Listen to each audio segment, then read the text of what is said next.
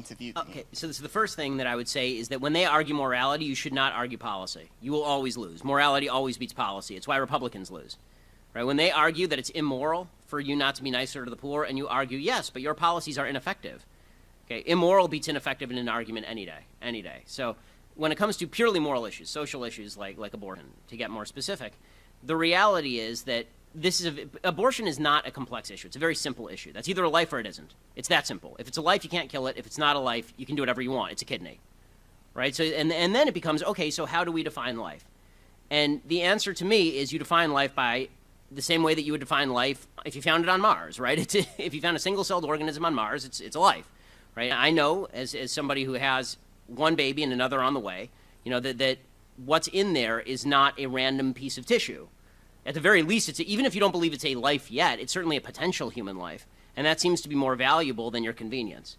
And there's something nasty and cruel and degrading about the idea that you get to decide whether something is a life or not based on whether it's convenient to you or because it's in your body. By the way, this is exactly, it truly is amazing, actually, how history repeats itself. The argument in favor of abortion is exactly the same as the argument in favor of slavery. Exactly the same, right? You're on my land. I get to decide. It's up to me to decide whether you're a person or property.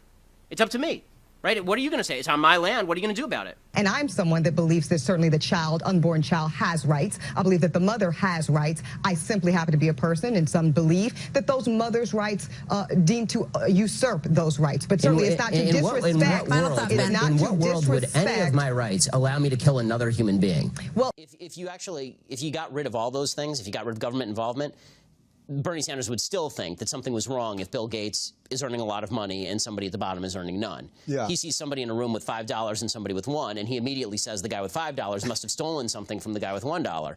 Whereas I say I have no evidence of that until you show me that evidence. Maybe the guy with $5 produced more than the guy with $1. Here's the truth. The left is more dangerous than ISIS. The reason the left is more dangerous than ISIS is because ISIS can't succeed without their appeasement and help.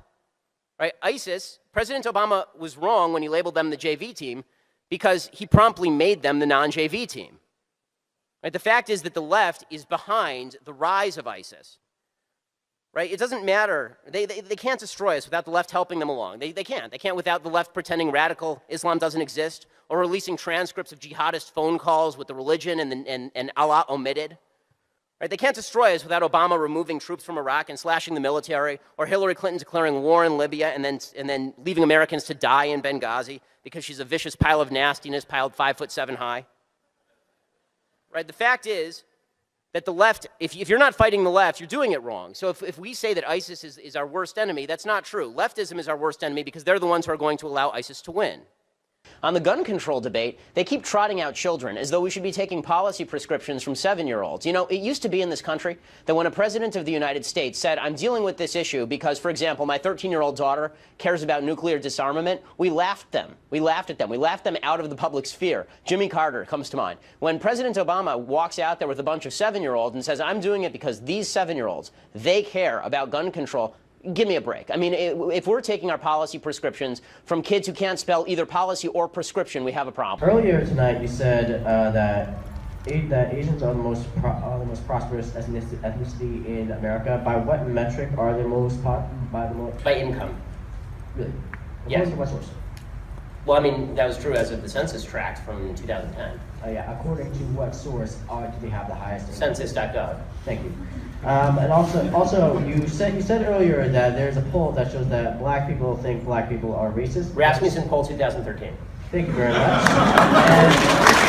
You know, honestly, Piers, you've kind of been a bully on this issue because what you do, and I've seen it repeatedly on your show, I watch your show, and I've seen it repeatedly, what you tend to do is you tend to demonize people who differ from you politically by standing on the graves of the children of Sandy Hook, saying they don't seem to care enough about the dead kids. If they cared more about the dead kids, they would agree with you on policy. I think we can have a rational political conversation about balancing rights and risks and rewards of all of these different policies, but I don't think that what we need to do is demonize people on the other side as being unfeeling about what happened in Sandy Hook. How dare you accuse me of standing on the graves of the children that died there? How dare you? I've seen you do it repeatedly, Piers.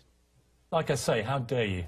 Well, I mean, you can keep saying that, but you've done it repeatedly. What you do, and I've seen you do it on the program, is you keep saying to folks that if they disagree with you politically, then somehow this is a violation of what happened in Sandy Hook. And you have yet, I'd really like to hear your policy prescriptions for what we should do about guns. Because you say that you respect the Second Amendment, and, you know, I brought this here for you so that you can read it. It's the Constitution. And I would really like for you to explain to me what you would do about guns that would have prevented what happened in Sandy Hook. Given that there is unconscious bias, how does white privilege... So number one, so when I speak about white privilege... Yes, so when I speak about white privilege, I'm speaking specifically about behavior. Okay, there have been no studies, and really I've looked at these studies, the connection between what they call implicit bias, this is their favorite phrase now, implicit bias, unconscious bias, and biased behavior has yet to be proven at any level that is even remotely necessary to be used in, for example, a courtroom, which is why it's never been used in a courtroom. It is also true that there is no way, there really isn't, there's been no proven way to alleviate what they call unconscious bias, which means that we're ghost hunting. So what I would suggest is that if there is unconscious bias, and I'll acknowledge the possibility or the reality of unconscious bias, if there is, then I need you to, I don't care about what's in people's heads so much as what they do. So if you point me to a racist behavior, don't worry, I'll let you respond. If you point me to a racist behavior, I'm happy to stand alongside you and protest it. What I can't do is protest about things in people's head that I don't know about because I'm not a mind reader. Okay, so that's a really interesting response, and to that I have two questions. Firstly, what I've heard you say that this is something that, you know, the way people think doesn't affect their behavior. So that's the first thing you've said. So I'm really curious if you can kind of give me another example of a thought that somebody has which doesn't affect their behavior. Like, do people who, you know, support Trump not vote for him? Like, I'm very curious about that. Yes. And secondly, so the second thing that I want to ask is that if it's something it's hard to fix, does it mean we shouldn't do anything about it? Because you said, oh, I don't know if we can change how people think. Does that mean we shouldn't try? I mean, first of all, not a great impression. But beyond that, my voice isn't that low. But beyond that, as far as the first question, which is, do people have thoughts that don't manifest in behavior? Yes, all the time. For instance? For instance, every thought that you have about walking up here and strangling me right now. I mean, I assume like we have thoughts all the time that don't manifest in behavior, and this is true every single day. We consider thoughts that cross our minds. The problem with unconscious bias is the idea is you don't even know that you're having the thought, right? So how can you stop it if you don't even know that you're having it? But then we should be able to gauge the unconscious bias and its impact on behavior. That's why it's unconscious bias as opposed to conscious bias. Right? The idea behind unconscious bias is that it's not even a ghost, it's a ghost of a ghost, because you don't even know you're having the thought. So people, the whole idea behind diversity training is the idea that you can retrain people to stop their chain of thought in order so that it doesn't manifest in behavior. I don't think that every thought manifests in behavior. If it did, then every time a man saw a good-looking woman walk down the street, a straight man saw a good-looking woman down the street, we'd have a real mess on our hands. So, you know, the second question, the idea was a little too broad for me to respond to, which is, just because something is tough, don't we have to face up to it? Yes, we have to face up to tough things all the time. And one of the tough things I would suggest that we face up to is that you have a lot more control over your own behavior and the decisions you make than the supposedly widespread unconscious bias of people you've never met. I mean, this is the hilarious thing about the Occupy idiots. They're out there making a big fuss, and they're saying we want jobs commensurate with our education. Right now, they have jobs commensurate with their education. It's called sitting out on the street doing nothing with your life because you're a bunch of liberal arts morons. You know, you got a degree in queer dance theory, and now you expect, you know, a $100,000 job somewhere. Sorry, ain't gonna happen. Well, what I do is I assume that I'm going to get a certain set of questions from folks like you, Brian, that I generally do get, and with all the veiled implications therein. Don't you feel persecuted when you go on a leftist network? The implication, of course, being that I see myself as a victim. Don't you feel like when you come on a leftist network and you're being attacked that maybe it's because, you know, you're just a little bit intolerant? These are usually the way these conversations go. So, you know, I'm glad, Brian, that you haven't done all of those things. You've done some of them. The Occupy Wall Street movement was all disenchanted college kids who got out after that lesbian dance theory major and thought they were going to make six figures somewhere. And it turns out nobody pays to watch people theorize about lesbian dance. So, you know, so they end up, you know, going and living in tents in Central Park and pooping on themselves. It was he kicked off his presidential campaign by saying basically he was pitching to the racists in the South, to the, you know, the. I don't know who I'm being asked to defend here or why I'm being asked to defend them. I'm not a member of John McCain's staff. This is the antithesis of no, this was Ronald Reagan. This is the antithesis of social justice, is dog whistle calls to bigots, basically. But well, what does this have to do with anything that I'm talking about? In our both know nuclei. Yeah, chromosomes don't necessarily mean you're male or female. Gender.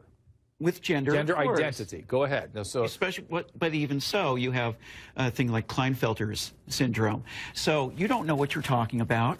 You're not educated on genetics. Would you actually like to discuss the genetics or no? Well, no, what no. are your genetics? So I'd stay away from the genetics and back to the brain scans. You cut that out now, or you'll go home in an ambulance. Yeah, that seems mildly inappropriate for a political discussion. Belief, there's something I like, and it's called science. And science suggests that if you have not a single cell in your body without a Y chromosome, except for your sperm cells, and if you still have all your appendages, and if you still have your twig and berries and all the rest of it, but you call yourself a woman, no. No, and this goes back to my feeling that your subjective view of yourself is completely irrelevant to me. I don't care what you think you are, I just care what you are. All right, we all know Caitlyn Jenner's a man, and we're sitting here pretending Caitlyn Jenner's a woman. And at one point I said to one of the guys on the panel, would you date Caitlyn Jenner? Right, you're a straight guy, would you date Caitlyn Jenner? And the answer, of course, is no, because Caitlyn Jenner still has a penis. Okay? It's the most feminine penis you've ever seen. And it's... And so, you know, I say this, and microaggressions everywhere. And just as I say, microaggressions lead to actual aggression. So what happened is I said this, and this transgender guy sitting next to me, he grabs me by the back of the neck on national TV and says, if you don't cut that out, you'll go home in an ambulance, or I'll send you home in an ambulance. Which is weird, because ambulances don't go home. During the break, Zoe turned to me and said, I'll see you in the parking lot. They'd send security out to the outdoors with me. They'd send him to my car. He was threatening me on Twitter, saying he would curb stomp me, et cetera. Which I have to say is deeply unladylike behavior.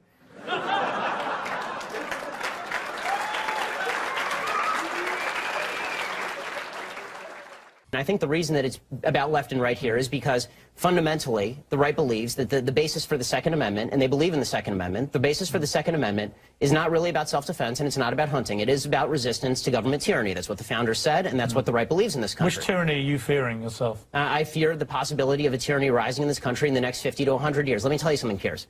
The fact that my grandparents and great-grandparents in Europe didn't fear that is why they're now ashes in Europe. So this kind of leftist revisionist history, where there's never any fear of democracy going usurpacious or tyrannical, is just that. In your video where you debunk white privilege, you talk about how white privilege is a made-up term by privileged minorities. So I was wondering if you can elaborate on some of the privileges that you think minority groups have. Okay, so in privileges in law, so when I say privilege, I'm actually going to talk about legal standing. Okay, so affirmative action is a privilege. Affirmative action is a privilege. Subprime mortgages designed to appeal to minority recipients without proper qualifications, that is a privilege. Now, those are a couple examples of privilege. Privilege would also be the police being told that they can't police in communities the same way they would in other communities because they don't understand the problems of minority communities. That's a privilege. And by the way, these privileges are not helpful, but these are, as an overall matter, but it is certainly it's very difficult for me to see how it's not a privilege to get a lower score on the SAT than the Asian guy who's living in exactly the same circumstance. He gets penalized 50 points, you get 230 points on the SATs. That is definitionally a privilege. So there's one. Do you disagree? Yeah, but I don't want to take up everyone's time, so I'm just going to let. When the SATs were out of 1600, Princeton University found that black folks were being given a bonus of 230 points on average by the top universities in the country. Asians were being penalized by 50 points. But that's fair because Asians were obviously beneficiaries of Asian privilege. Because our Asian founders wrote an Asian constitution to benefit Asian people. But that all depends on whether the press decides that they hate Hillary. If they decide that they hate Hillary and they can find the bright new young thing, then they'll throw Hillary over in a New York Minute. Unless they've decided that they really love Bill so much that they want Hillary. They can't stand, the press can't stand Hillary. I mean, nobody on the left can really stand Hillary. They love Bill, but they can't stand Hillary. Basically, the press's relationship with Hillary is Bill's relationship with Hillary. Right? They're in a forced marriage, and they don't really like her very much, and they will cheat at the first available opportunity. But, yeah, but they have to be there because, hey, it's Hillary.